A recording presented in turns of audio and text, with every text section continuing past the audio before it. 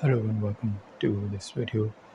In this particular video, I wanted to talk about unity and the definition or the concept of unity. Because you see, we are all under a misconception about the fact of unity. We're all trying to derive this unity from something like a social connection. We are trying to be united through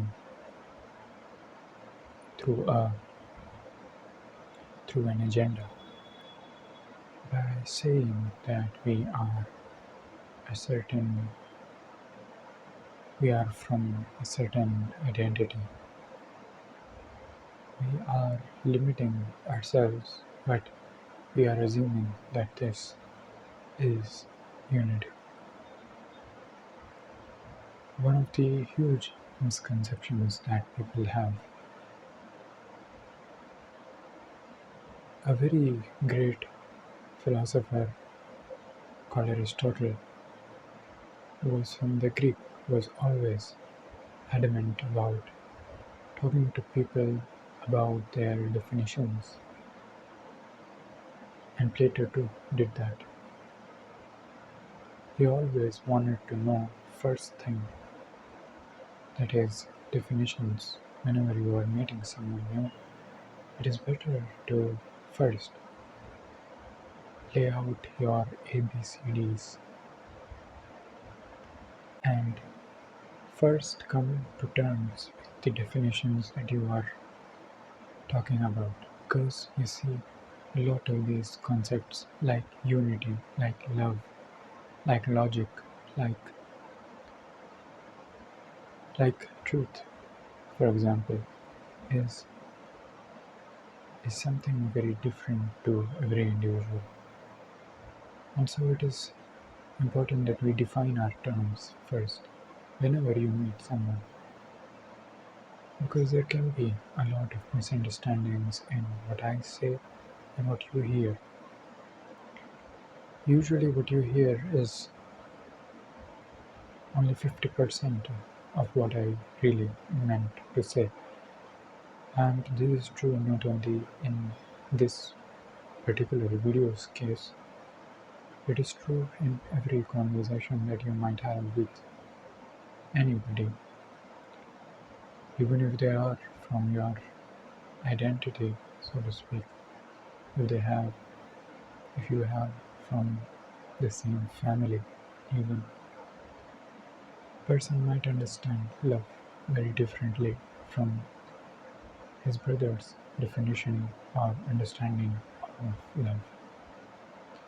Yet when he speaks of this particular understanding that he has gained about love, and the brother hears a completely different thing altogether. So, what is unity, and what do the greatest philosophers say about unity? Now, the first person that comes to my mind about unity is Spinoza. Why? Because he talked about God and nature being united. He did not consider a creator of this creation that is somehow away from this creation that we call the universe. He united the two most major polarities that exist in this world, God and nature. Now let us first look at what the major definitions of unity are. First, we might think that unity is somehow related to a community, a society, wherein the society is living in unity. We have such terms like unity and diversity, we have such terms like that are used by politicians or democratic leaders to point towards a harmony of sorts, a peace of sorts, wherein the society lives united and they share with each other whatever they have. This is, of course, a definition of unity, but there is more to unity than that, because as human beings, as people who are capable of listening to these words and who have ears and who communicate in English, we are all united with these aspects. We all can understand what I say. We all are connected to our language. We are, we are all connected to the thoughts that I am talking about right now. This kind of unity is identity breaking unity.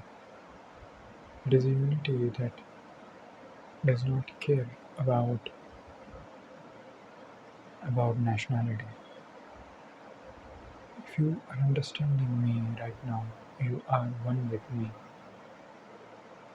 me with this understanding. If you are really understanding me right now, then you understand, and in that understanding, you are one with me.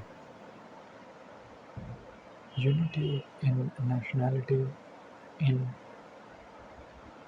in a certain language, in a certain experience is different from unity in understanding. Unity in understanding is knowing that all humans are understandable, that we are connected with each other through emotions, through feelings. If we look at our grammar, if we look at our languages, and if we look at our grammar closely, the names we give to forms and the formation of a sentence is similar somehow regardless of the language.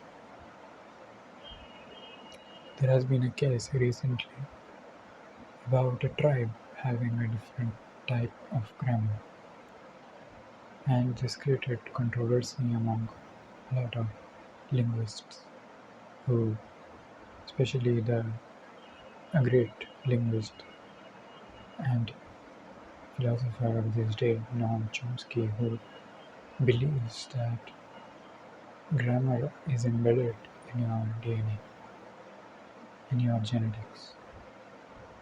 And so by being human, you are born with a certain grammatical structure in your languages. And so we see certain truth in this. Certainly, we have a way to describe names and forms and put names upon these forms that we see every day, that we experience every day. And we are all united in doing that activity, in putting names to forms. And so by grammar, by understanding, we are saying we are united in that aspect. But coming back to the point that I was trying to make, that the unity of Spinoza, the unity of the Indian mystics, the unity of Rumi, the unity that is described as the highest form of spiritual experience, is the unity that is identity breaking. If we see that a certain violent act against a nation or against a particular community unites the community together. And if we call this unity type of unity, then that is not unity because it is feared. It is based upon fear. It is based upon this common feeling that you are feeling with your brothers around you in your community. And this common feeling is fear. So if fear is the thing that unites you, then that is certainly not unity. And if language is something that unites you, then it is also based on a particular experience of intellectual thought. That is what unites you. Then it is based on fear itself.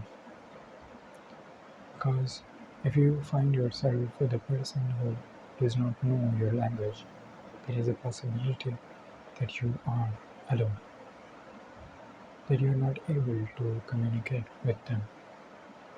And so you feel fear, you feel afraid. And so if you feel united through a language, you are really putting yourself in a situation where you are giving an illusory definition of unity. If you are united through nation, then you are putting your politics in the way. You are united. You are united only through a particular experience that you are having. You are not really united. But when you break our identities, you experience unity and synchronicity and naturalness. It is united. This is uniting you to the universe, to nature, to every single animal on this planet, to the stones, to the path you walk, to every experience that you are having. You will be united with that.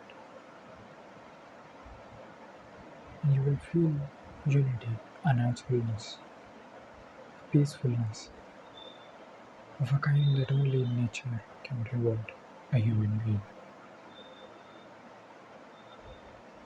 And ease comes into your life. Your body becomes restful, and you become peaceful, and hence your work becomes useful. So thank you for watching this video, and I hope you enjoyed the video.